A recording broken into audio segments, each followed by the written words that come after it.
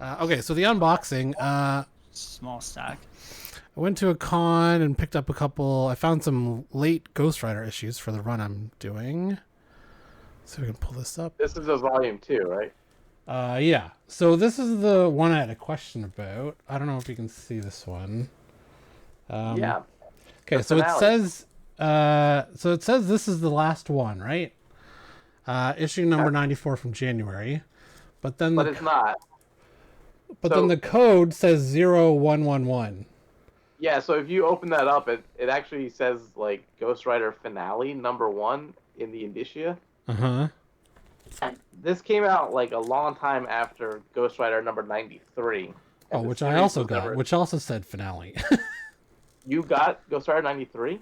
I think at that con? Yeah, let me see. I know I bought 3 and I spent like more than I wanted to. Hold on a second. Yeah, that book is really hard to find. Interesting. Oh, no. Oh, now he's on the search. So Ghost Rider 93 came out in 98, okay? 1998. And it was... Sorry, it was number 90. It said low print run on it. So okay. 90 and 94 I got. I don't think that 93 had a proper conclusion. So, like 9 years later, they put out 94? Put out 94, I think, yeah.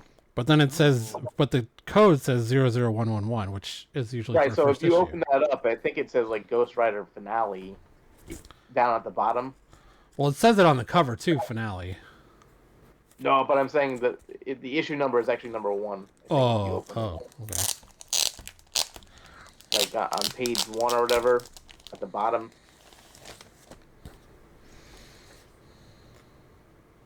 He's on the hunt. Yeah. Well, it has an introduction page that has a whole story.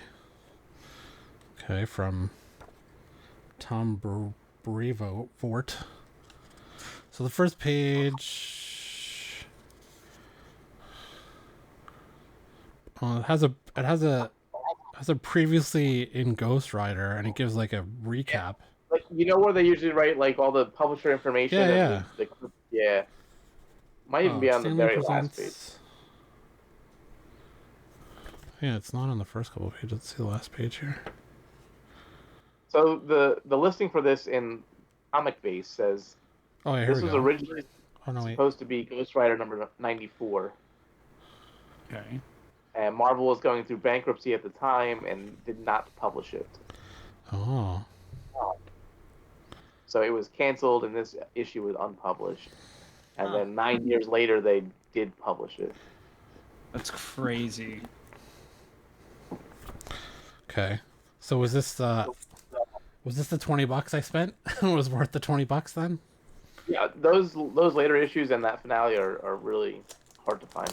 Yeah, the number 90 was like it's in mint condition, but it was $40 just for that one. Yeah, those Ghost Rider books are really tough. Well, think about it. Think about what shape Marvel was in at the time. Ghost Rider sales are in if they won't even publish the planned last issue.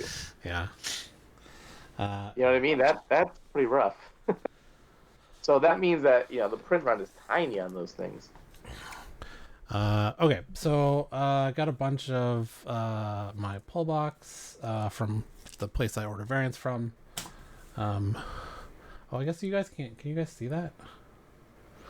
Hold on, let me see if I can. But I'll just look at the stream. It's all good.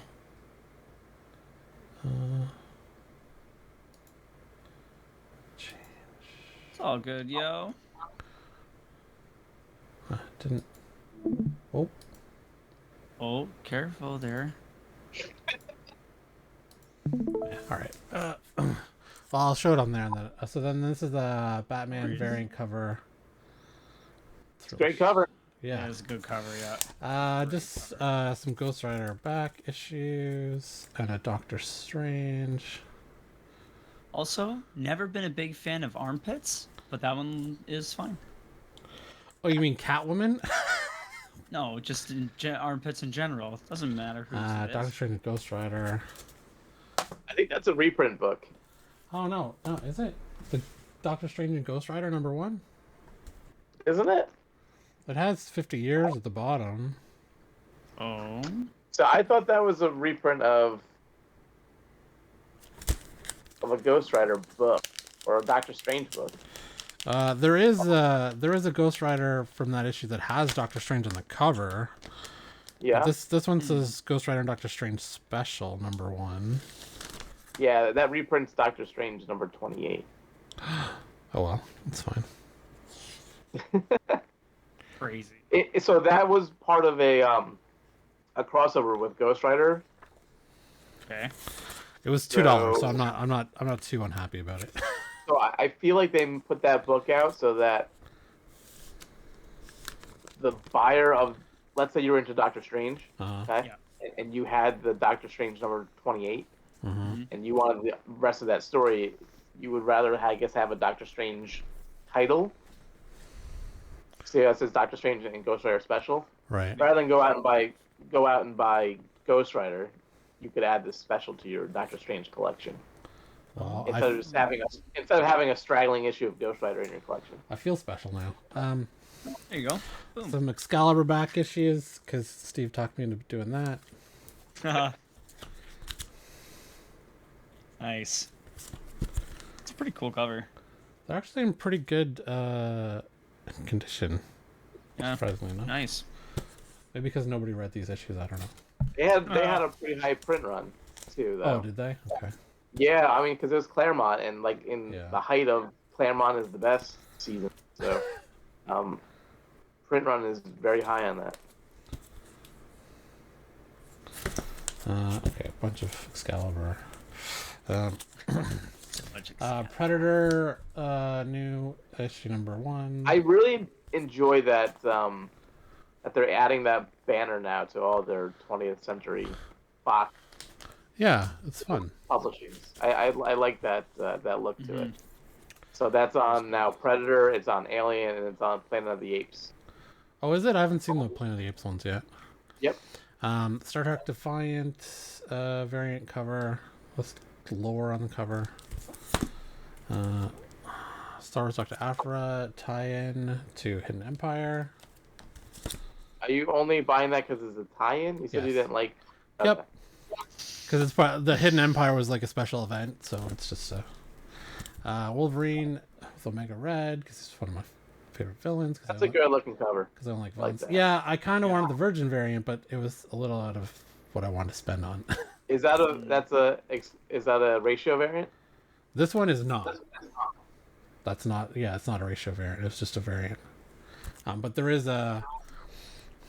So how does it? Well, maybe you can explain this. So an artist will do this and then the Virgin and then it's like called a trade dress. So yeah, I guess you could refer to the one with the logos on it as the trade version. Okay. And not the Virgin. Right. Variant. So how does that work when a retailer wants an exclusive for an issue? Do they can they just go to Penguin and say, does it have a list of available variants for that, and you pick one and then you have to buy a certain number? I don't know how much I'm allowed to tell you. No one's watching except a couple people, so I'm sure no one will know. This is not on the internet or anything where everything's saved forever. It's just us here. Just a couple of lads. Essentially, I guess you could approach Marvel and ask them to make a variant of any issue that you wanted. Okay. I'm not allowed to talk to you about numbers, I think is the main thing. Sure. Is that in the contract, in the terms and license agreement? Yes. Oh, wow. Oh, wow. Interesting. That is interesting.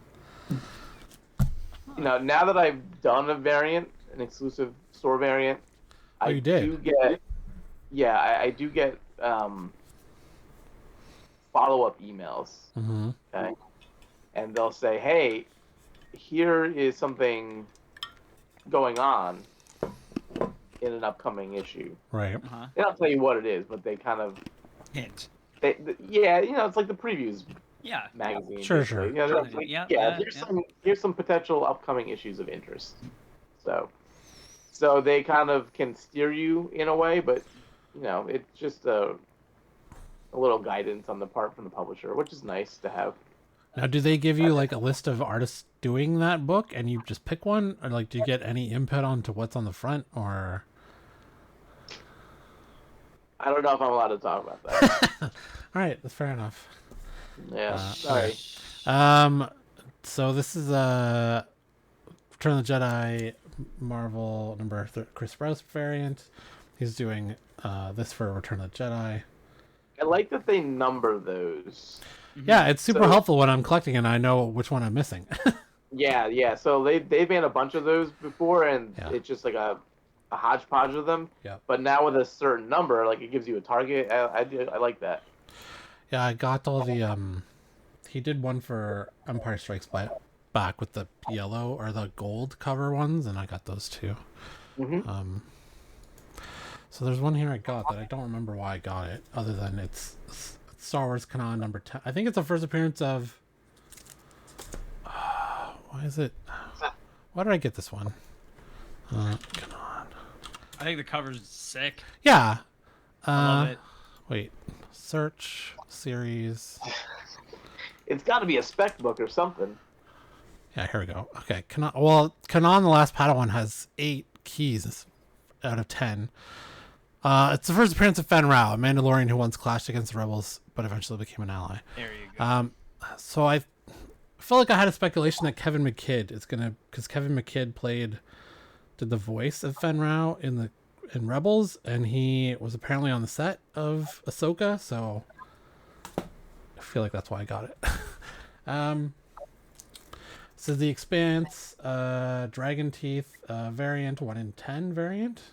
It's a dope ass cover. If you like sci-fi, you should absolutely watch that show. The Expanse is fantastic. So good. So was it Spider-Man, Disney 100 years, Infinity Gauntlet. I think this is Spider-Man. Is this Spider-Man? Yeah, it's really annoying that you can't tell what they are. I think it's Spider-Man number 8. It's very annoying, but I can't. Yeah, but I have to open it up and see. But yeah, I like the cover concept. They're fun. Yeah. There's a black and white version of this on CaptCanada Comics, which I get the variants from. $150. Wow. This one was $6 or whatever. $6. Ghost Rider variant edition number 13. That's unreal. Yeah, it's a nice cover. That cover is. Are you reading Ghost Rider? I am. I don't think I've read 13 yet, but I am reading the current run of Ghost Rider. Who is Ghost Rider? Currently it's Johnny Blaze, but Danny Ketch, spoiler, Danny Ketch comes back. Okay. Star Wars 32 Peach Momoko Women's Month History or whatever variant for that. I'm not a huge fan of Peach Momoko. Some of her covers are fine, others I could care less about. I know there are some people who absolutely buy everything she makes. But I'm not one of them. Another Sprouse Return of the Jedi variant. Let's go. Yeah, that's cool. It's the Dawn of DC Superman number 2 wraparound variant. Which I can pull the wraparound from. So it's got Darkseid on the back. Nice. That's cool. Yeah. That is cool. DC makes really bad comics, in my opinion. Hey, they just rebooted everything. You don't know that. But their cover art game is incredible. Yeah. Dead Romans number 1 variant, Virgin variant. Very cool. Because I like Roman stuff, which I still have to go. Wait, you said that they reboot everything. So is Dawn of DC another restart, or it's just they're just relaunching? My understanding is they're relaunching. Like Green Arrow had a number 1 last week. Green Lantern had a number 1 2 weeks ago. Like their Teen Titans is this week number 1. Yeah, but I'm saying, like, is it a new continuity or it's just relaunching? No idea. I did not read. This is the first Superman title I'm reading, other than Batman Superman I have sitting there ready to be read. But it's the first solo Superman title I've ever bought. Wow. But I don't I've read 3 or 4 2 or 3 issues, and I'm not I'm not lost. Like I kind of get what's going on without having read previous 800 issues. Yeah, but aren't you reading Superman Lost too? Yeah, which is not connected to the current Superman. Superman Lost is a 1 to 10 limited story. Yeah. And then Dawn of DC Superman 2 is, like, my understanding, are starting with a new number 1 story. I mean, Superman Lost sounds cool, and it's by an awesome writer, so... Yeah, first 2 issues are pretty good. Yeah. This is a Jock variant of Batman. That's a great looking cover. Batman and the Joker Deadly Duo, which has been pretty good. I've been reading that. So that series has been selling very, very well for me. Yeah, it's a good series. They have to team up to find Gordon and Harley Quinn, which seems oddball, but like it's been good. Given that I'm going back on Detective Comics, I'm still a bit a ways, but I'm kind of dreading having to buy Detective Comics 880, which is the classic Jock. That thing has skyrocketed in price since I started. Yep. Yeah. Like I said, DC they know good covers, man. Darth Vader, black, white, and red, 1 in 25. I shelled out the money for that one. Yeah. That's a nice looking cover too. Yeah, it's very tasty. Okay, free comic book day, which you didn't bother getting. I grabbed a bunch. None of them I have read yet. Sacrificers by Rick Remender. Rick Remender is a great writer. So yeah, that's why I grabbed it off the shelf. Like that's probably gonna be good. Umbrella Academy had a free one. Gabriel Way. Moody, did you know this guy is in My Chemical Romance? Who created the Umbrella Academy? Yeah. Oh, you knew that? I had no idea. Yeah. I don't know nothing about that band. That dude had a comic when he was like 16. Oh, really?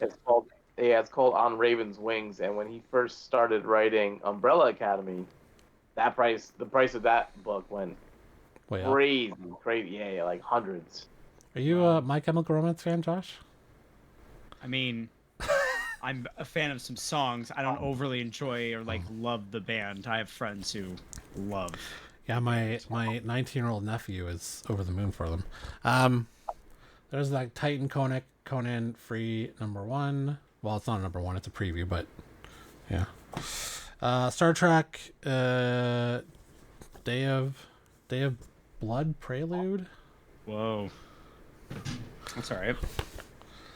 Uncanny Avengers by Dugan. Nice. When you were asking about why didn't they get like a name, couldn't they have got Duggan to do it? The Avengers? He's a name in Marvel, isn't he?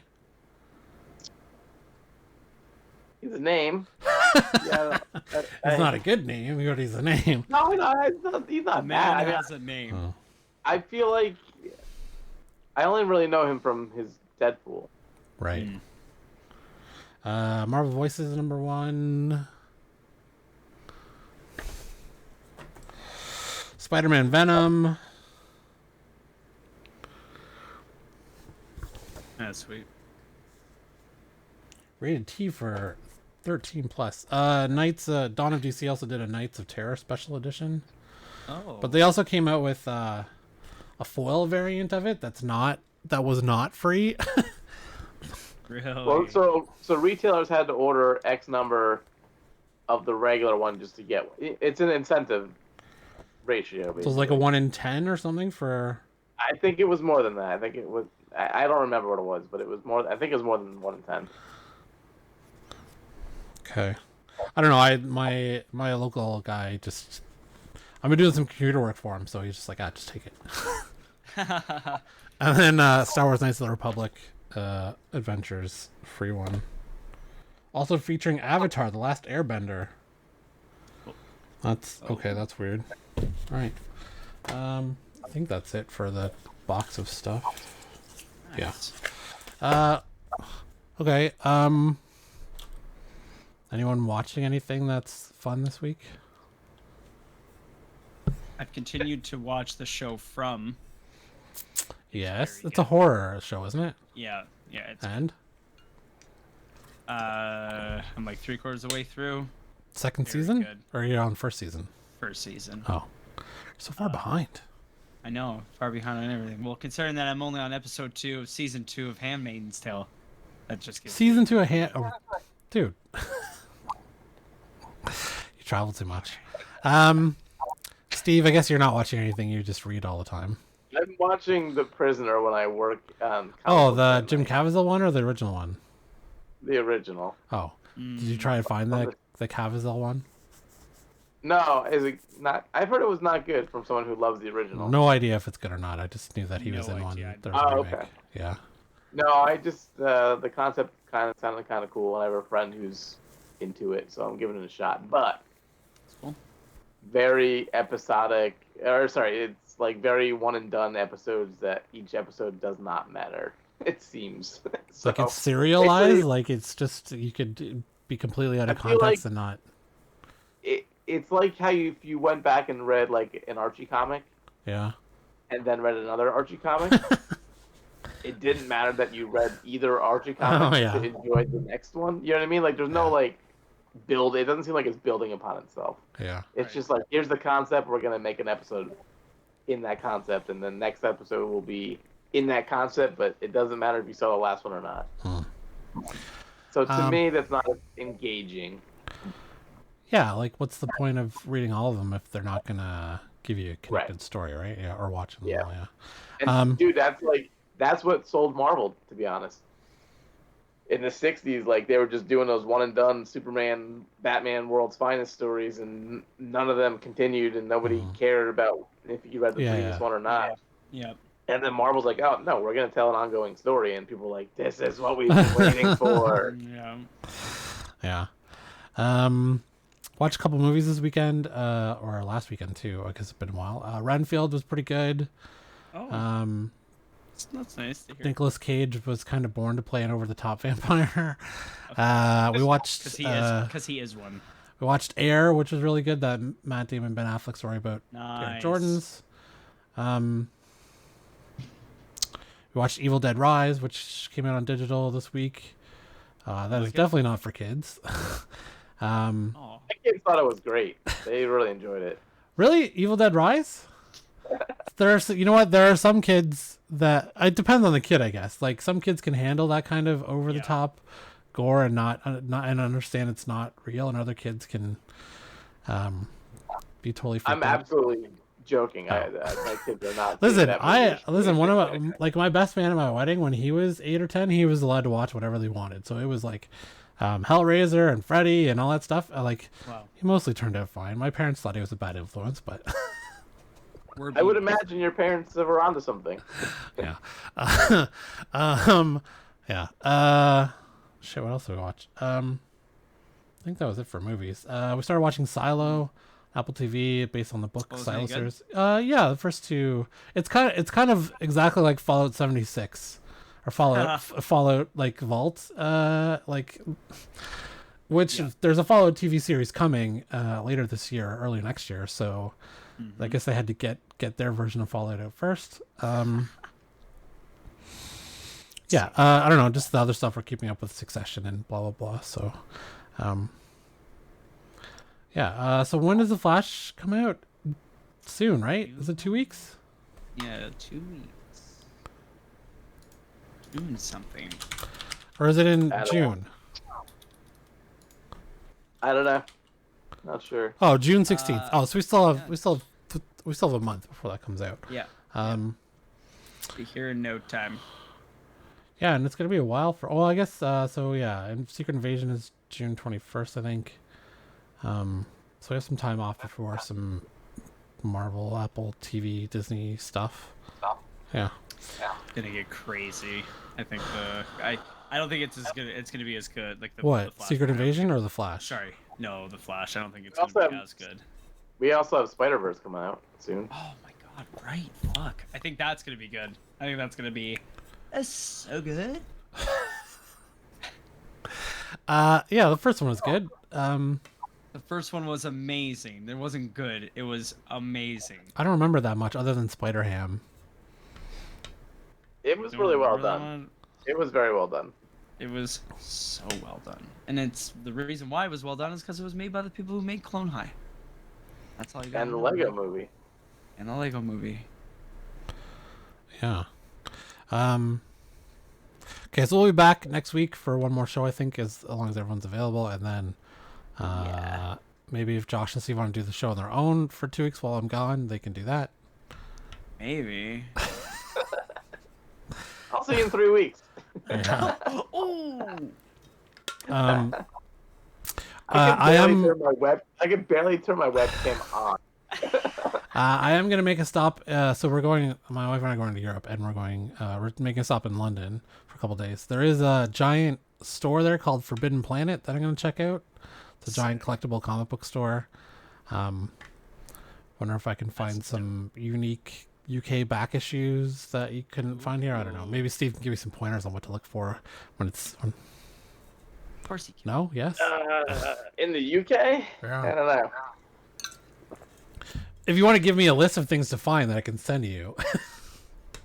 He's gonna tell you. I don't really know what UK books are hot. I always go with obscure licensed stuff, no matter where you are. That's the key. Yeah. We are spending some time in Denmark and Norway, so if I happen to come across one in Oslo or something, I might stop in while we're walking by and see what kind of comics are in there. Like I don't have standard stuff, but is it in English? Is it in Danish? Is it in? Yeah. Well, it'll be fun. Sweet though. Okay, well, thanks everyone for watching. We'll be back next week, at least for sure, probably. Thanks.